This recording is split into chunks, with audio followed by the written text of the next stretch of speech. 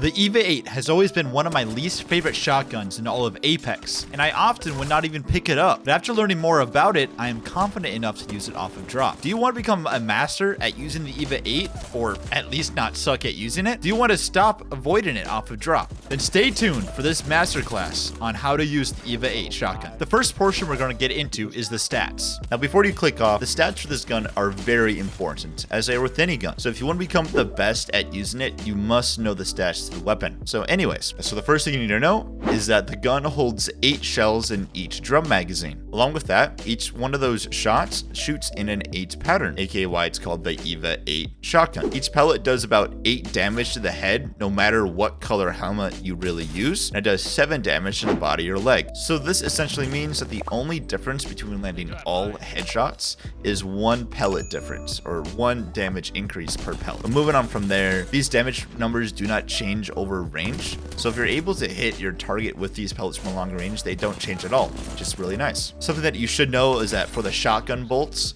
that they are a very big deal with this gun in general. Obviously, the purple shotgun bolt being the absolute best, as it shoots way faster than the standard RPM of the gun. But just in general, it's really helpful to have a higher RPM, just so you can kill faster. The stocks of this weapon are like stocks for any other gun. They just decrease the reloading time of the gun and the pullout time, along with some increased handling. So there's not really much to say about this, but you'll notice a slight difference with the stocks. The first tip I have is knowing where to aim. I do not recommend aiming for the head of this gun in its current state. The headshot multipliers don't really do a whole lot, so you have a higher chance of killing your opposition if you aim for their body instead. You want as many pellets to land as possible, so aiming for the head is not really worth it in the long run, since you want to hit as many pellets as possible, and since the head is such a small target, you'll probably end up losing more pellets and not hitting those than you would actually hit. Along with that, I don't recommend ADSing at all. Aiming down sight and hip firing has the exact same spread, and the biggest things that you lose is that you have this big clunky iron sight you have to use, and you have a decreased movement speed, so it's not really worth it at all. While you're aiming this weapon, hopefully not ADS, you should aim towards the middle of your crosshair. Look at this example. You can see that even though the target is within the crosshair, they're still not getting hit. So if you want to stop hitting for 7s and 14s, they need to be more accurate and aim towards the center of the crosshair instead of the edges. As I've said in my aim guide, when it comes to hip firing in this game, the bullet pattern is not true random. True random would be the Call of Duty, where it kind of is sporadically everywhere. On the Apex Legends, it tends to go from the center of your crosshair and out. So you want to make sure that you're aiming towards the center of your crosshair, not just within the box. Tip 2, should you use the double tap mod? I'm personally not a fan of the double tap modifier, but I know that some people are. There are some pros that use it, and I have some friends who use it. However, I think that there are far more negatives using it than there are positives. But first, let's go over the pros. When you land your shots, it has one of the highest times to kills in the game. So if your opponents don't have any shields, it can kill them extremely fast. It is good if you're peak shooting people instead of fully committing to 1v1 fight. So if you're off fighting in the open, you don't really want to be using the double tap mod, because overall the rounds per minute is fixed. It's pretty much fixed to a rate of 140, whereas with the bolts, with each bolt you get, it exponentially gets higher. So with a double tap modifier, you are limiting how many bullets you can actually use. When it comes to the cons, total RPM and thus the damage output is way lower, like I said before. Even with the different bolts,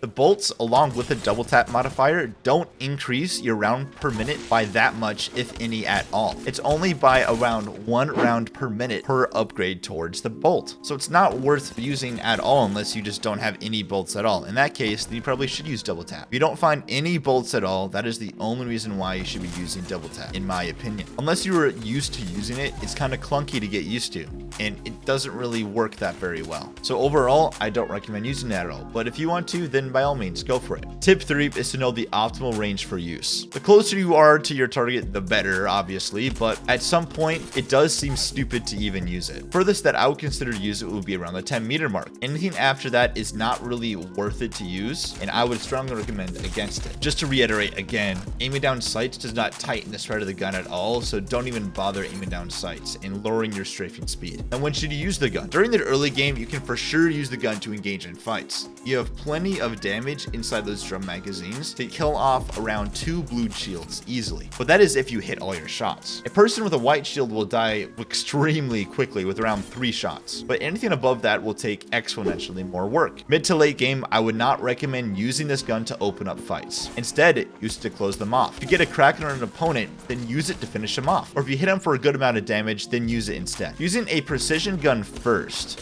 aka like the R3 or 1, or you might use the wingman or things like that, is better to open up fights with and then to finish them off with the shotgun. But to be honest, this could be more of a personal preference, but I find in general that I would rather get a ton of damage in and then use my shotgun later on. So early game, you can open up a fight with it, but late game and mid game, I would not recommend. Tip 5 is to know when to hold or when to tap the trigger. The full name of the gun is the Eva8 Auto, so therefore it's a fully automatic shotgun. But should you tap fire it or hold down the trigger? To be honest, it's really up to you. See what feels right to you when using it. But if you do want the highest time to kill possible, then you probably should hold down the trigger so it is firing as fast as possible. If you're doing poke damage or bobbing in and out of cover, then you probably should not use the fully automatic part and should instead stick to tap firing. In the end though, try using it in fully automatic and try using it in the tap fire mode and see which one you like. Then stick with it and see what happens. Tip 6 is to track your target. With this gun, it can be fun to flick to your target and get those good shots in. But since it will take more than 1 shot to kill your opponent, you should track them instead. Along with tracking them, you should lead your shots a little bit more than you're used to, since the bullets do in fact have a travel time. As you were leading your shots and you were tracking your target, I think you'll find that you were hitting more shots than you originally were. Eventually you can start going for those flick shots, but that's after you've gotten used to the weapon. Most people are not used to using the Eva8 at all, so try using it at its base way first when it comes to tracking and trying to get used to it in general at first, and then going up from there. The Eva8 can be absolutely devastating to the opponents that is being fired upon, or it can be devastating to the person using it when they're hitting for 7s and 14s all the time. Hopefully this guide has better helped you use the weapon. If you have any questions about anything that I talked about in this video, feel free to leave them in the comment section down below, and also feel free to leave any other tips you think that people should know about. Thank you very much for making it to the end of the video, and with that,